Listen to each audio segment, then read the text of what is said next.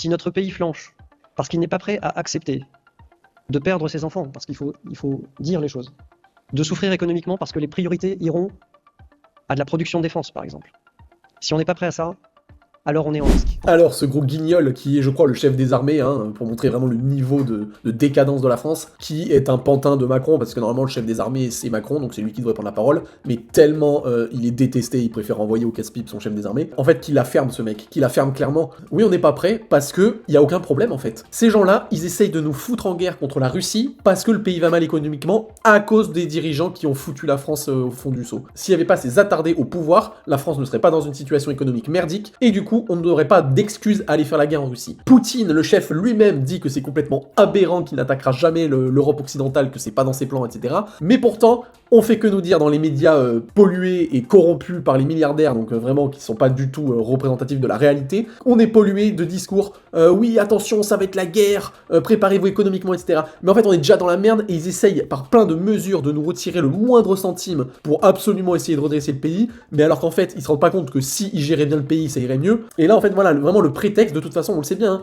quand il y a un pays qui est dans une situation de merde économique, qu'est-ce qu'il fait s'il peut? La guerre. C'est le meilleur moyen de relancer un pays. Et donc là, on veut absolument partir en guerre contre la Russie, alors que la Russie ne nous a pas provoqué, ne nous a pas attaqué. Donc à un moment donné, être prêt à perdre ses enfants, bah non en fait. Quand il n'y a pas de problème, je vois pas pourquoi t'enverrais ton fils à la guerre. C'est quoi ce gros débile? Non mais vraiment, enfin, c'est dommage que ce mec soit le pantin de Macron, parce que sinon j'espère qu'il serait viré, mais immédiatement pour sortir de telles conneries quoi. Donc vraiment l'excuse de sacrifier ses gosses et de se serrer la ceinture économiquement, c'est juste pour pallier aux problèmes des gouvernements quoi. C'est vraiment mais pathétique. Moi ce qui m'inquiète c'est la montée des intégrismes en général. On le voit aux États-Unis, c'est l'intégrisme catholique, c'est une vérité. On le voit aussi dans les prisons. Alors dans les prisons françaises, c'est de l'intégrisme catholique pour le coup. Il y a eu un rapport tout récemment de la montée dans les prisons françaises des détenus qui se réclament de cette mouvance extrémiste là. Je crois qu'il y a une recherche de sens et de terreur qui moi me terrorise. Bravo, putain, ça c'est du courage. Non mais toi, des journalistes comme on en fait plus, elle a pas peur de mettre sa vie en danger. Mais bien sûr, parce qu'à un moment ils vont sortir là.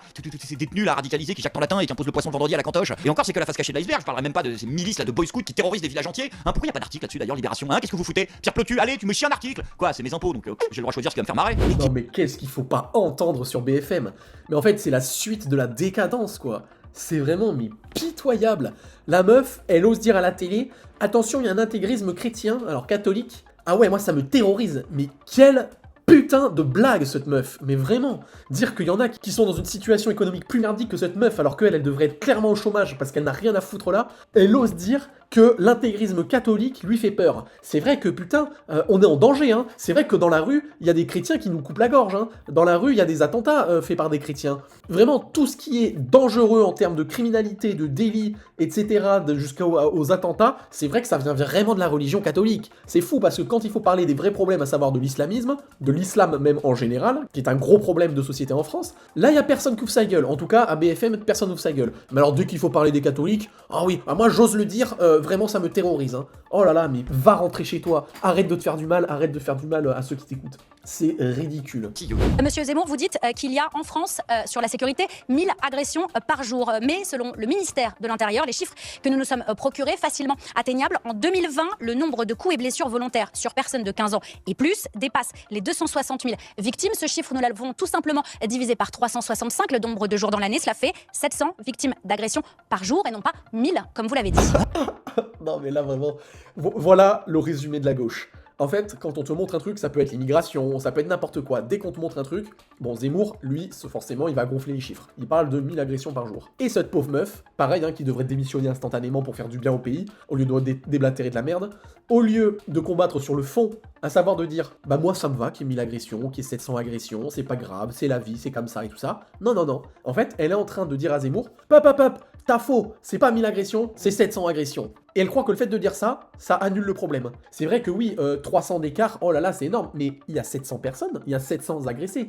Il aurait dit, il y a 10 000 agressions, et qu'il y en avait en fait 700. Là oui, il y aurait une grosse différence. Mais bon, de 700 à 1000, en fait, la marge d'erreur, elle est plus petite que le chiffre réel. Donc en fait, elle est en train de démontrer qu'il y aurait au minimum 700 agressions par jour, mais elle, ça la fait pas tilter.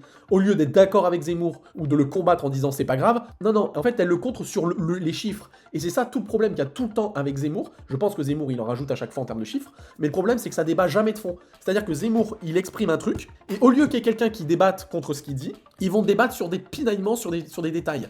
Mais je suis désolé, il y a toujours 700 agressions par jour, ce qui est énorme. Et là, on n'en parle pas. Le fait que Zemmour, il s'est trompé de 300 personnes, le débat est annulé. C'est juste pitoyable, scandaleux, et c'est la tactique de la gauche, parce que malheureusement, ils ont démontré à de multiples reprises leur déficience intellectuelle, ils ne font pas le poids face aux gens de droite, et du coup, bah voilà, ils se battent avec ce qu'ils ont. Au lieu de débattre sur le fond, ils débattent sur la forme. C'est pitoyable.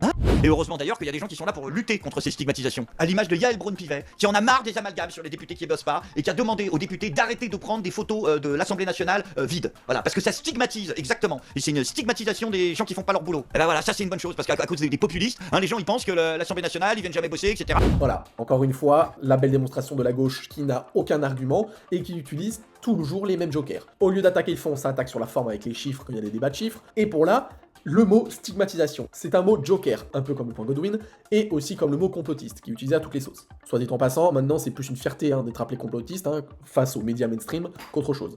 Et là, c'est quand même balèze, on est en train de dire que juste prendre des photos, en gros c'est le travail principal d'un journaliste. Quelqu'un qui veut montrer la réalité, la vérité, il ne commente pas, il ne débat pas, il montre une photo. Il montre ce qui se passe. Et donc là, on a des gens qui, face à ça, face à la réalité, sont en train de dire vous êtes en train de stigmatiser. Mais en fait, nique. Au lieu de, encore une fois, débattre sur le fond, de dire bah là, oui, il y a pas assez de monde, là, les députés travaillent pas, ou alors de les défendre, à dire oui, ils ne sont pas là parce qu'ils travaillent, etc. Non, non. En fait, il faut pas montrer, il faut cacher, il faut censurer, il ne faut pas montrer qu'il n'y a personne à l'Assemblée, parce que sinon les gens ils vont râler.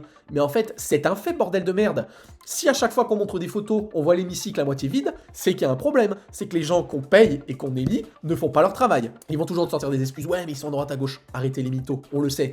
Ils ne sont pas là parce qu'ils ne travaillent pas, qu'ils n'en foutent pas une et qu'ils sont payés à rien foutre. Et c'est dingue d'avoir des gens qui, ouais, au lieu de combattre sur le fond à soit défendre pourquoi ils sont pas là, ou soit dire non mais si c'est ça, non, non, ne montrez pas les photos. Surtout ne montrez pas, ça stigmatise. C'est comme quand on te dit, ah bah ouais, mais ça stigmatise les minorités, etc., quand il y a de la délinquance ou quoi. Mais je suis désolé, mais c'est un fait encore une fois. Quand il y a des faits, quand on montre des faits, des choses, il faut discuter du fond.